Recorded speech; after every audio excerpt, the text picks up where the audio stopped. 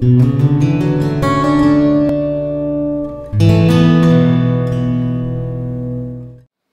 nome do Pai, do Filho e do Espírito Santo.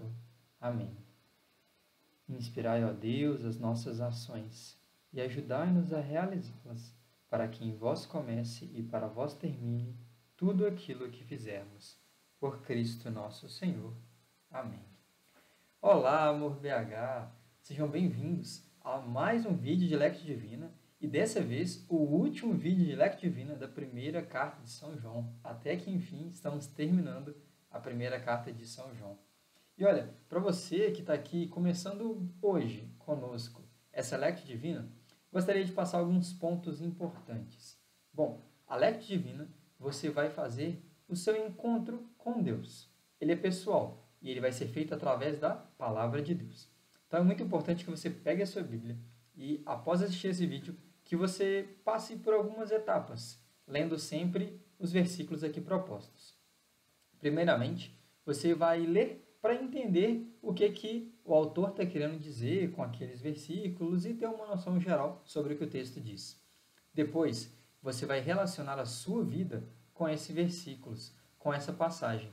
Você vai confrontar o que você tem vivido com o que o autor está escrevendo aqui. Depois, você vai fazer o seu momento de oração com Deus. Você vai parar, baseado no que você leu, pode voltar a ler quantas vezes quiser, e vai conversar com Deus. Pense que Deus é uma pessoa que se faz presente do seu lado, principalmente quando você se dispõe a estar em oração. Depois, você vai contemplar o amor de Deus na sua vida, baseado no que o texto vai te inspirar. E por último, é importante que você trace alguns planos, algumas ações concretas mesmo, de como você pode mudar a sua vida, inspirado naquilo que o texto te diz, para ser uma pessoa melhor, para ser uma pessoa mais santa. Então vamos lá? Estamos no capítulo 5, primeira carta de São João, e vamos começar pelo versículo 18. Está assim: sabemos que quem é filho de Deus não peca. E aí, esse trecho de hoje ele já começa de uma forma tão forte, de uma forma tão profunda, porque ele diz que quem é filho de Deus não peca.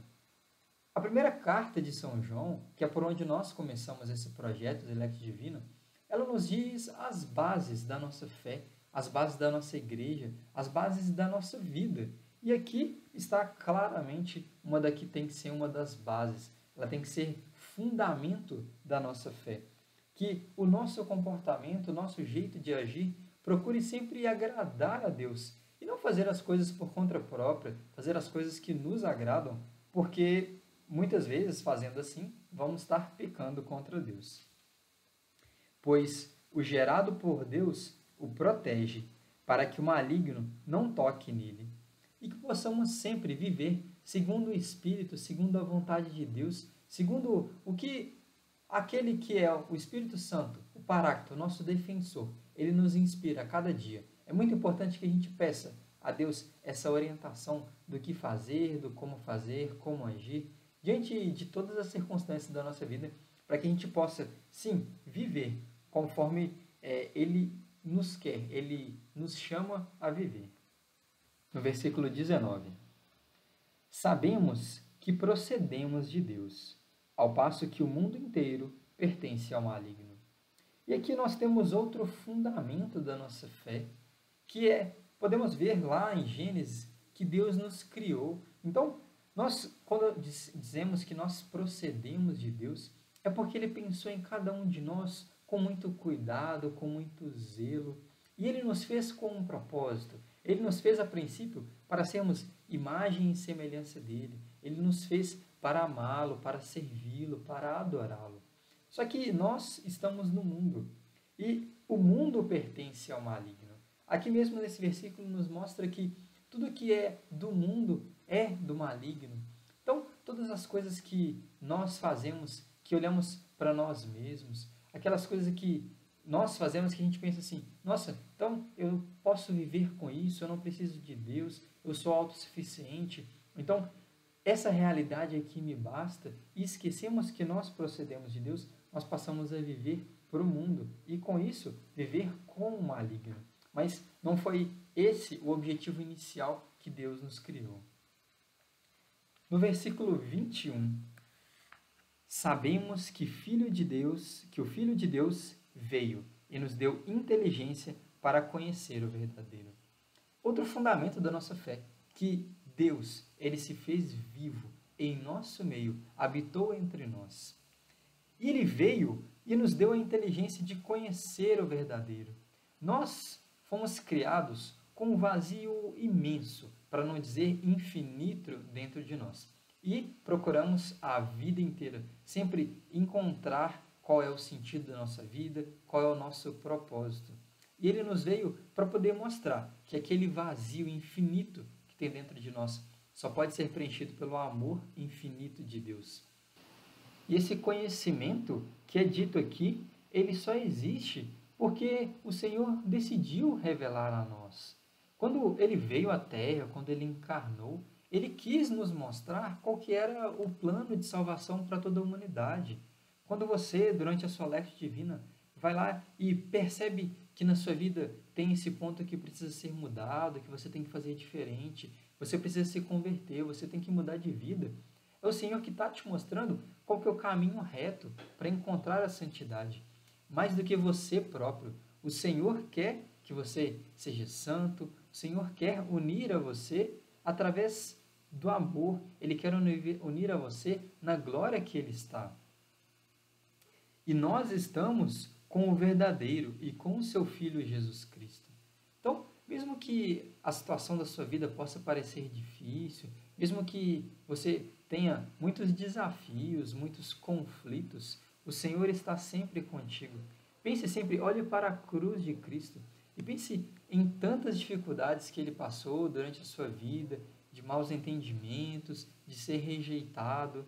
Ele passou tudo isso porque Ele te amava e Ele tinha em mente qual era o objetivo, o que Ele veio fazer aqui na Terra.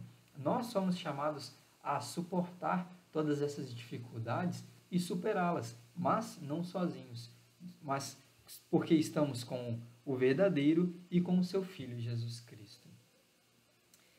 Ele é o Deus verdadeiro e vida eterna. E aqui eu me recordo do evangelho que nós celebramos no último domingo, em que Pedro faz a sua profissão de fé. Jesus pergunta para ele quem que ele via, qual era a pessoa que ele via em Jesus Cristo, e Pedro responde que Jesus era o Messias, era o Filho do Deus vivo. E como é bonito que nós reconheçamos isso. Nós podemos ver, através do Espírito que nos move, que nos faz enxergar dessa forma, que o Cristo é o próprio Deus que se encarnou e veio habitar no nosso meio. Ver toda essa realidade e acolher, contemplar isso em nossa vida. Por isso, a lectio divina ela tem frutos tão bons na nossa vida. Contemplar isso faz com que nós nos tornemos pessoas novas, nós nos tornemos pessoas mais capazes de amar. Para finalizar essa carta, João nos fala de uma forma carinhosa, bem íntima até. Filhinhos, guardai-vos dos ídolos. E ele finaliza de uma forma tão simples, no final dessa carta, falando para que a gente tome cuidado, que a gente se afaste, que a gente não idolatre outras coisas. E aí você pode até pensar que, tudo bem, então, eu não tenho ídolos de religiões pagãs, então, tudo bem, eu estou guardando desses ídolos. Bom, mais do que isso, nós somos chamados através do primeiro mandamento, amar ao Senhor nosso Deus acima de todas as coisas. Bom, pensando dessa forma, a gente pode imaginar que existem outras coisas que nós nos dedicamos, nós colocamos como primeiro plano na nossa vida, que acabam virando ídolos. Pensando dessa forma, é bem comum até que você pense no dinheiro, porque é o que mais se fala.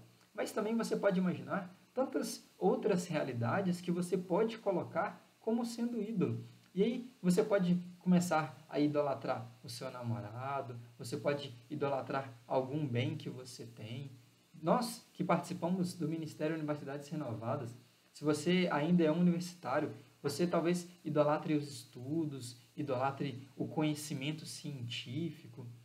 Para você que já é formado, Talvez você idolatre a sua carreira. É simples, é só você pensar naquilo que você mais se doa, aquilo que você mais se preocupa. Para você, na sua vida, você se preocupa mais em agradar a Deus e estar bem com Deus ou passar na disciplina? Não digo que você não deve estudar, você deve sim se dedicar, porque é chamado de Deus que nós cristãos estejamos no mundo e sejamos os melhores profissionais, estudantes que nós podemos ser. Mas você pode pensar também se aquilo é mais importante para você do que estar com Deus. E para finalizar, eu gostaria de dar uma dica para essa questão de idolatria. Quando nós adoramos ao Senhor e procuramos estar a cada dia em oração, procuramos fazer aquilo que é a vontade dele, nós deixamos de adorar e idolatrar outras coisas, porque nós colocamos desde o início do nosso dia e fazemos disso todo o nosso dia um louvor ao Senhor. E colocamos na mão de Deus os nossos estudos, a nossa família, nosso dinheiro, a nossa carreira, nosso emprego. Nós colocamos tudo isso nas mãos de Deus e temos plena consciência que Ele nos deu isso, de uma forma ou de outra, para nos fazer tornarmos mais santos. Então é isso. Eu desejo que você pegue a sua Bíblia, faça realmente a Solétio Divina e aproveite, volte aqui depois, deixe nos comentários aquilo que te chamou a atenção, aquilo que o Senhor te inspirou, que você gostaria de partilhar com o resto da comunidade. Um abraço e fique com Deus.